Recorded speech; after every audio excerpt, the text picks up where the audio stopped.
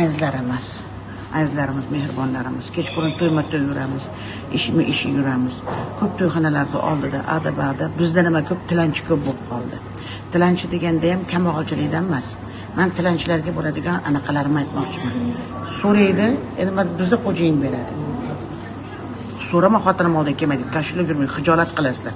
Bu bir. Ikkinchidan muzikantlarimiz ham berayotgan, yordamchi prodyuserlarim berayotganini ko'raman. 5 minglik, 10 minglik chiqadi. Bo'ladi 2 minglik. Beling og'rimasdan pul topyapsan-da, yana olmaysan nazaringga ilmasdan o'sha pulni. Menimcha bu narsalarga chek qo'yilish kerak. Chiq, ishla, oyoq qo'ling butun. Tilanchi o'zi ofitsiantga bergan yaxshi undan ko'ra. Oyoq qo'lni qo'liga olib, ertadan kechgacha ishlaydi, o'qiydi.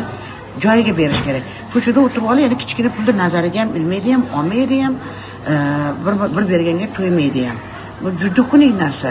Ishlaganga ish ham bor, ishlaganga pul non yeyishini ko'r degan ekan. Nazarlaringga ilmaysizlar 5 minglik pulni, 2 minglik pulni. O'shaning uchun bergisi ham kelmaydi, odam boshqa ham qilgisi keladi. Nima o'ylayapsizlar? Odam ishlab topganiga kiyinganini o'tirib olib, sanab o'tirib, o'shanga qarab qarish o'lchaydi. Har bitta odam 50 ming, 100 mingdan berib ketganda sizlar, "Oho, bizdan yaxshi topyapsizlar."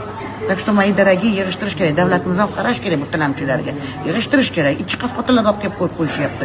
Odam nima qilishini bilmaydi. Kichkina pulni olinmaydi bu narsalarga yana. Tilanchi bo'lib hamki, tilanchisan, lekin berganga ko'nmaysan. Omad hammaga.